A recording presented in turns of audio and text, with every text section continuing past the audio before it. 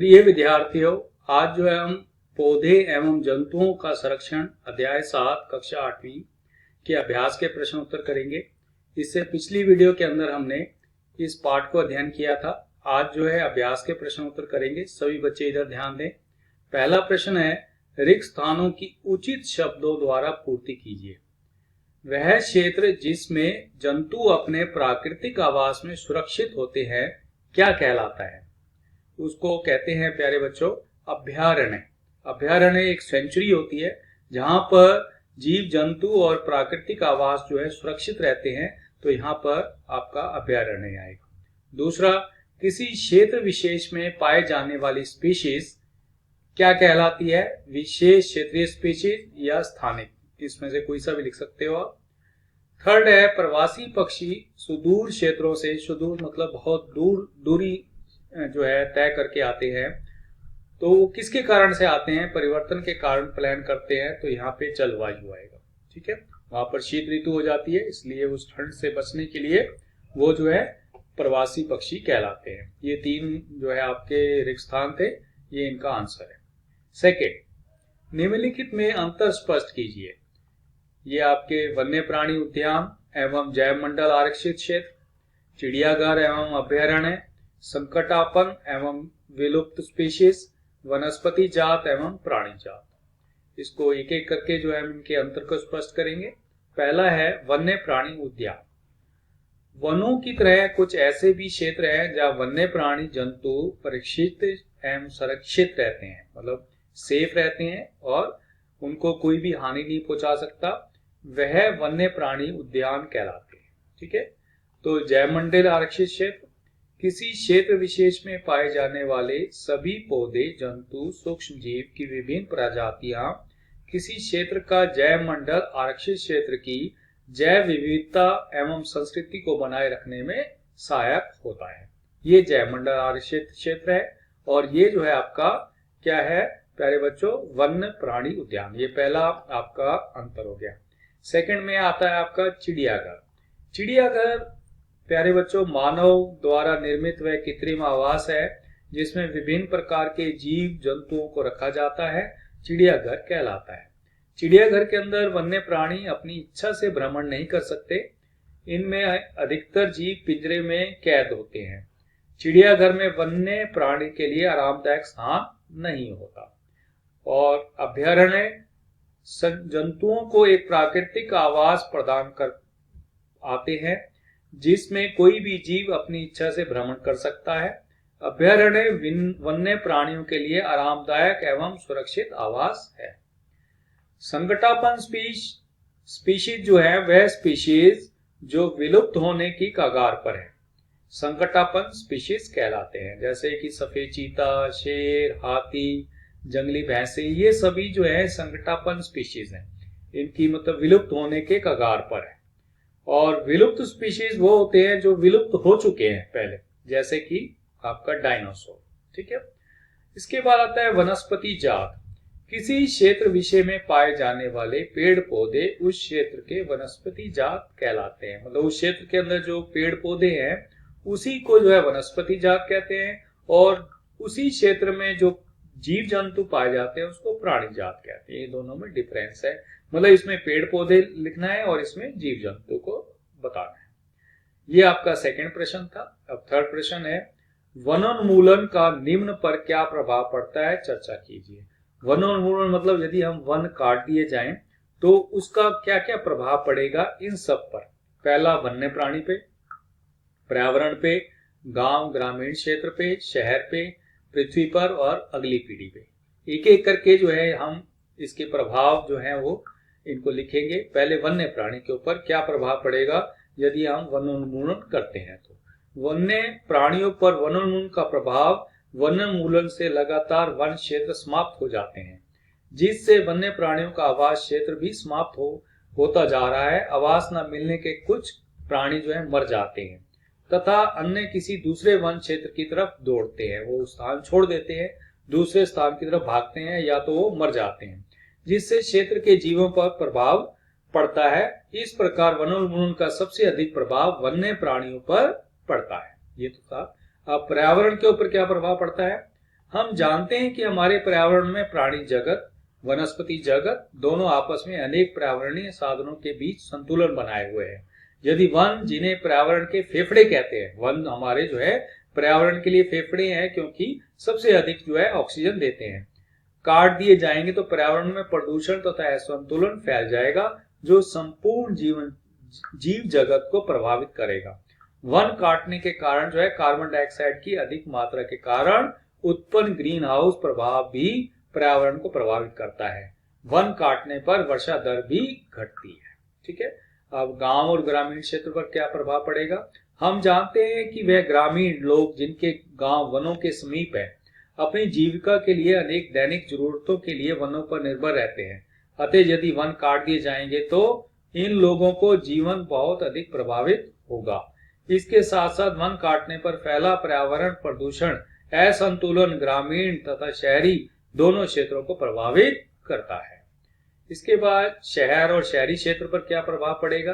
शहरी क्षेत्रों में चलने वाले जो उद्योग हैं, फैक्ट्री हैं, जो वनों से प्राप्त कई प्रकार के कच्चे पदार्थों का प्रयोग किया जाता है, यदि वन समाप्त हो जाएंगे तो शहरों में औद्योगिकरण सबसे अधिक प्रभावित होगा। साथ ही वनोन्मूलन के कारण उत्पन्न हुआ वायु प्रदूषण, ग्रीन हाउस प्रभाव भी शहरी क्षेत्रों को बहुत अधिक प्रभावित करता है। इसके बाद पृथ्वी के ऊपर क्या प्रभाव पड़ेगा? पृथ्वी के ऊपर निरंतर जो है प्रभाव पड़ेगा। वन वर्षा लाने में सहायक होते हैं, कार्बन डाइऑक्साइड और ऑक्सीजन के बीच जो है संतुलन बनाए रखते हैं, वायुमंडल में कार्बन डाइऑक्साइड की मात्रा नहीं बढ़ने देती, इसलिए वनोन्मूलन हो जाएगा तो पृथ्वी पर कार्बन डाइऑक्साइड की मात्रा अधिक होने के कारण ग्रीन हाउस प्रभाव उत्पन्न हो जाएगा जो पृथ्वी के ताप को बढ़ा देगा, जिससे पृथ्वी का संपूर्ण जीव जगत प्रभावित हो सकता है। ठीक है, अब अगली पीढ़ी के लिए क्या प्रभाव पड़ेगा? हम जानते हैं कि वन हमारे प्राकृतिक संसाधनों में से एक है। हमारा ये कर्तव्य बनता है कि हम अपनी प्राकृतिक धरोहर को अगली पीढ़ी के लिए बचा कर रखें, अन्यथा हमारी अगली पीढ़ी वनों से वंचित रह जाएगी और उन्हें वनोन्मूलन से उत्पन्न हुई सभी परेशानियों से गुजरना पड़ेगा। ये था प्यारे बच्चों थर्ड क्वेश्चन, बहुत ही इंपॉर्टेंट क्वेश्चन है। सभी बच्चे जो है इसको बार बार वीडियो को देखें और इनके उत्तरों को समझें। नेक्स्ट है क्या होगा यदि, मतलब व्हाट हैपन्स, क्या होगा यदि हम वृक्षों की कटाई करते हैं, किसी जंतु का आवास बाधित हो, मिट्टी की ऊपरी परत अनावृत हो जाए, मतलब मिट्टी की जो ऊपरी परत है वो हट जाए।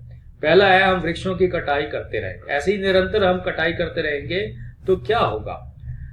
हम वृक्षों की कटाई अगर लगातार इसी दर से करते रहेंगे तो कुछ समय पश्चात हमारे अधिकतर वन क्षेत्र समाप्त हो जाएंगे। वनोन्मूलन से पृथ्वी पर ताप एवं प्रदूषण के स्तर से वृद्धि होती है। इसमें भूमि का जो जल है वो नीचे गिर जाता है। वनोन्मूलन से वायुमंडल में कार्बन डाइऑक्साइड की मात्रा बढ़ जाती है, जिससे प्राकृतिक संतुलन भी प्रभावित होता है। यदि वनों की कटाई अनावृत चलती रहे तो वर्षा तक एवं भूमि की उर्वरता में कमी आ जाएगी। इसके अलावा सूखे तथा बाढ़ जैसी प्राकृतिक आपदाओं की संभावनाएं भी बढ़ जाती है। ठीक है, समझ में आया? और सेकंड है आपका किसी जंतु का आवास बाधित हो, मतलब उसका घर जो है आवास जो है बाधित कर दे तो क्या होगा? किसी जंतुओं का आवास बाधित होता है तो उस जंतु के अस्तित्व के लिए सबसे बड़ा खतरा पैदा करता है। ठीक है, और यदि मिट्टी की ऊपरी परत अनावृत हो जाती है तो मिट्टी की परत हटने से नीचे कठोर चट्टानें दिखाई देने लगती है। इससे मृदा में ह्यूमस की मात्रा में कमी होती है, उसकी उर्वरक शक्ति भी अपेक्षाकृत कम होती है और धीरे धीरे उर्वरक भूमि मरुस्थल में बदलनी शुरू हो जाती है और इसी को मरुस्थलीकरण कहते हैं। ये था फोर्थ क्वेश्चन। फिफ्थ क्वेश्चन देखिए, संक्षिप्त में उत्तर दीजिए। ये टॉपिक है, इनके ऊपर जो है आपने पूरा विवरण लिखना है। हमें जैव विविधता का संरक्षण क्यों नहीं करना चाहिए? आरक्षित वन भी वन्य जंतुओं के लिए पूर्ण रूप से सुरक्षित नहीं है, क्यों? कुछ आदिवासी वन जंगल पर निर्भर करते हैं, कैसे? वनोन्मूलन के कारक और उसके प्रभाव। सबसे पहला है जैव विविधता का संरक्षण क्यों नहीं करना चाहिए। इसके बाद ये भी है रेड डाटा पुस्तक क्या है और प्रवास से आप क्या समझते हैं। हमें हमारी जैव विविधता को बचाना चाहिए। एकल जीव मतलब या तो जीव या प्राणी, मतलब पौधे। एकल का मतलब यह है यदि पौधे नष्ट हो जाएंगे तो जीव अकेला इस पृथ्वी पर अस्तित्व संभव नहीं है, वो जिंदा नहीं रह सकता। ठीक है, क्योंकि उसको ऑक्सीजन ही नहीं मिलेगी। जैव विविधता के कारण ही पृथ्वी पर जीवन में संतुलन बना रहता है। जब पेड़ पौधे और प्राणी दोनों रहेंगे परस्पर एक दूसरे के संतुलन, तो तभी जो है इस पृथ्वी के ऊपर जीवन संभव है। सेकंड, संरक्षित वन भी जंतुओं के लिए पूरी तरह सुरक्षित नहीं है, क्योंकि कुछ लालची लोग अपने निजी फायदे के लिए यहाँ पर रहने वाले जानवरों का शिकार करते हैं। इसलिए हम कह सकते हैं कि सुरक्षित वन भी वन्य प्राणियों के लिए आप सुरक्षित नहीं रहे। आदिवासी लोग वनों में और वनों के निकट रहने वाले लोग होते हैं। ये लोग अपने प्रत्येक आवश्यकता की पूर्ति वनों से प्राप्त उत्पादों से करते हैं। इस प्रकार हम कह सकते हैं कि कुछ आदिवासी वनों पर निर्भर करते हैं।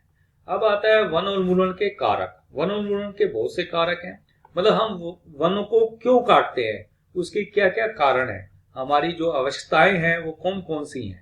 वनोन्मूलन का अर्थ है वनों को समाप्त करने पर पर्याप्त भूमि का अन्य कार्यों के लिए उपयोग करना वनोन्मूलन के निम्नलिखित कारक हैं। पहला तो है कृषि के लिए भूमि प्राप्त करना, घरों एवं कारखानों का निर्माण करना, फर्नीचर बनाने लकड़ी के ईंधन के रूप में उपयोग करना, और वनोन्मूलन के अप्रभाव। ठीक है, जिससे ताप बढ़ जाता है, भूमि जल स्तर नीचे गिर जाता है। इसके कारण बाढ़, सूखे जैसी प्राकृतिक आपदाओं के संभावनाएं बढ़ जाती है, प्रदूषण के स्तर में वृद्धि होती है और भूमि की उर्वरता में कमी आ जाती है। ठीक है, अब इसके बाद आता है रेड डाटा पुस्तक। वह पुस्तक है जिसमें संकटापन्न स्पीशीज का रिकॉर्ड रखा जाता है। ठीक है, पौधों, जंतुओं और अन्य स्पीशीज के लिए अलग अलग रेड डाटा पुस्तक है। और प्रवास वह परिघटना है जिसमें किसी स्पीशीज का अपने आवास से किसी अन्य आवास में हर वर्ष के विशेष अवधि में विशेष प्रजनन हेतु चलन होता है। ठीक है, अपने प्रजनन के लिए वह अपना स्थान छोड़कर दूसरे स्थान पर जाता है। प्रत्येक वर्ष उन पक्षियों को प्रवासी पक्षी कहते हैं और इस क्रिया को प्रवास कहते हैं। ठीक है, 6 क्वेश्चन, 5th क्वेश्चन था ये। मोस्ट इंपॉर्टेंट क्वेश्चन हैं सभी बच्चे बहुत ध्यान दें, मोस्ट इंपॉर्टेंट पार्ट है ये। फैक्ट्रियां एवं आवास की मांग की पूर्ति हेतु वनों की अनवरत कटाई हो रही है, मतलब उनको धड़ाधड़ काटा जा रहा है। क्या इन परियोजनाओं के लिए वृक्षों की कटाई न्याय संगत है? इस पर चर्चा कीजिए, एक संक्षिप्त रिपोर्ट तैयार कीजिए।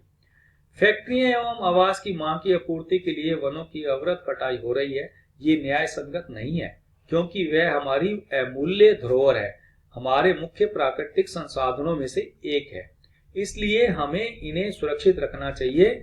वह हमारे लिए बहुत ही अधिक आवश्यक है। ये वर्षा लाने में सहायक है, वायु में ऑक्सीजन और कार्बन डाइऑक्साइड के बीच संतुलन बनाए रखते हैं। इसलिए हमें चाहिए कि वनों को हम बचा के रखें। यदि किसी कारणवश वनों की कटाई भी करनी पड़े तो हम वन रोपण करना चाहिए। जहां तक संभव हो सके वन उत्पादों को अन्य किसी दूसरे पदार्थों से बदल लेना चाहिए। लोग अपने निजी लालच के लिए औद्योगिकरण कारण को लगातार बढ़ावा दे रहे हैं, जिससे लगातार वनों की कटाई हो रही है। उन्हें समझना चाहिए कि वह हमारे प्राकृतिक संसाधन हैं, हमें उन्हें अपने आने वाली पीढ़ी के लिए बचाकर रखना चाहिए। अनावश्यक रूप से हमें वनों की कटाई नहीं करनी चाहिए। यह था 6ठा क्वेश्चन। 7वां, अपने स्थानीय क्षेत्र में हरियाली बनाए रखने में आप किस प्रकार योगदान दे सकते हैं? अपने द्वारा की गई जाने वाली क्रियाओं की सूची तैयार कीजिए। अपने स्थानीय क्षेत्रों में हरियाली बनाए रखने के लिए हम निम्नलिखित प्रकार से योगदान दे सकते हैं। अधिक से अधिक पेड़ लगा सकते हैं, सड़कों के किनारे पेड़ लगाकर, कम से कम पेड़ों की कटाई करके। ठीक है, और पार्क आदि बनवाकर, कागज को बचाकर और लोगों को अधिक वृक्षारोपण के लिए जागरूक करके। 8th क्वेश्चन है, वनोन्मूलन से वर्षा दर किस प्रकार कम हुई, समझाइए। वनों के विनाश के कारण कार्बन डाइऑक्साइड के उपयोग में कमी आई, जिससे वायुमंडल में इसकी मात्रा बढ़ गई और कार्बन डाइऑक्साइड जो है पृथ्वी द्वारा उत्सर्जित उसमें से कार्बन को अवशोषित कर लेती है। ठीक है, और इसके बाद जो है जब अवशोषित कर लेती है तो उसके कारक ये है कि उससे वर्षा जो है वो कम होती है। ठीक है, यही कारण है कि कार्बन डाइऑक्साइड की मात्रा जो है वो बढ़ जाती है और उसका सूखा हो जाता है, उससे वर्षा जो है वो कम होती है। ठीक, ये था आपका। और इसके बाद आता है 9th क्वेश्चन है, अपने राज्य के राष्ट्रीय उद्यानों के विषय में सूचना एकत्र कीजिए। भारत के रेखा मानचित्र में उनकी स्थिति दर्शाइए। ये आपका भारत का मानचित्र है और हम हरियाणा राज्य के अंदर रहते हैं। ठीक है, इस हरियाणा राज्य के अंदर जो जो भी राष्ट्रीय उद्यान है उनको जो है आपने इसके अंदर मार्क करना है। ये आपके लिए प्रश्न है, इसका जो है आप अपना खुद से करके दिखाना है। ठीक है, ये था आपका 9th क्वेश्चन। 10th क्वेश्चन, हम कागज की बचत क्यों करना चाहते हैं? उन कार्यों की सूची बनाइए जिनके द्वारा आप कागज की बचत कर सकते हैं। ठीक है, हमें कागज की बचत वनों को बचाने की करनी चाहिए। आपको पता है कि 1 टन कागज बनाने के लिए 17 वनों की आवश्यकता पड़ती है। 17 मतलब पेड़ काटे जाते हैं। कागज की बचत से वनों के साथ साथ हानिकारक रासायनिक पदार्थ, जल तथा ऊर्जा जो इसको बनाने में प्रयुक्त होते हैं उसकी भी बचत होती है। अतः निम्नलिखित कार्य द्वारा कागज की बचत की जा सकती है। हम उसको पुनः उपयोग करें, जन जागरूकता अभियान चलाएं और उसका पुनः चक्रण करें और मित विविधता से उपयोग करें। उसका जहां जरूरत है वहीं पर कागज का उपयोग करें। ठीक है, तो ये सभी जो है हमारे जिससे हम कागज की बचत कर सकते हैं। लास्ट क्वेश्चन है, दी गई शब्द पहेली को पूरा कीजिए ऊपर से नीचे की ओर। ये आपकी पहेली है, ये आपका जो है ऊपर से नीचे, मतलब ये देखिए 1 नंबर है, ऊपर से नीचे ऐसे जाना है। ये 2 नंबर, ये 2 नंबर ऐसे भी जाना है और नीचे भी जाना है। ठीक है, और 3 नंबर बाएं से दाएं जाना है। ये ऊपर से नीचे होता है, ये बाएं से दाएं होता है। ठीक है, और ये 4 नंबर आपका बाएं से दाएं। ठीक है, तो इसको आपने पहला जैसे है विलुप्त स्पीशीज की सूचना वाली पुस्तक। ठीक है, तो वो कौन सी पुस्तक है विलुप्त स्पीशीज? रेड डाटा पुस्तक। यहाँ पर देखिए ये रेड डाटा और यहाँ पे आएगा पुस्तक। ठीक है, ये इसका मैंने आंसर यहाँ पर लिखा है, देखिए नीचे, ये देखिए रेड डाटा पुस्तक पहला हो गया। अब दूसरा देखिए, दूसरा है प्यारे बच्चों, इधर देखिए, पौधों, जंतुओं तथा सूक्ष्म जीवों की किस्में एवं विभिन्नताएं। ठीक है, ये आपका ऊपर से नीचे है। सेकंड के अंदर ऊपर से नीचे ये वाला जय ये जय और वी जो है लिखा हुआ है जैव। ये आपका क्या आएगा आंसर में? इधर देखिए ये आएगा जैव विविधता, जैव विविधता। ठीक है, इसको ऐसे पढ़ना है आपने। और आपका ये 2 हो गए, ऊपर से नीचे हो गए। अब बाएं से दाएं जाएंगे, बाएं से दाएं। फिर सेकंड है, पृथ्वी का वह भाग जिसमें सजीव पाए जाते हैं। आपका जैव मंडल है, देखिए ये यहाँ पे जैव मंडल आएगा। ठीक है, ये ऐसे आएगा, ये आपका देखिए जैव मंडल। क्लियर? इसके सेकंड हो गया, बाएं से दाएं सेकंड हो गया। अब थर्ड, विलुप्त हुई स्पीशीज। विलुप्त हुई स्पीशीज थर्ड के अंदर आएगा आपका ये। ठीक है, ये इसमें क्या आएगा आप देखिए इधर, ये आएगा संकटापन। ठीक है, ये रहा संकटापन, जो विलुप्त होने जा रही हैं, जिनके ऊपर संकट है। और चौथा है एक विशिष्ट में पाए जाने वाली स्पीशीज। जो विशिष्ट क्षेत्र में पाए जाते हैं उनको हम जो है चौथे के अंदर लिखना है, ये वाला। ठीक है, ऐसे बाएं से दाएं। और इसमें आपका क्या आएगा? आपका विशेष क्षेत्रीय आएगा। ठीक है, विशेष क्षेत्रीय, ये विशेष क्षेत्रीय स्पीशीज होते हैं जो उसी क्षेत्र पर पाए जाते हैं। प्यारे बच्चों, ये था आपका 11th क्वेश्चन। सभी क्वेश्चंस बड़े ध्यान से करिए इनको कॉपी में। प्यारे बच्चों, पूरा प्रयास किया है कि जिससे आपको सभी प्रश्न जो है अच्छे से समझ में आ जाए। और सभी बच्चे इस वीडियो को बार बार देखेंगे। आपको वीडियो पसंद आई हो, सभी प्रश्न उत्तर अच्छे से समझ में आए हों, तो लाइक्स, कमेंट्स और शेयर करना ना भूलें।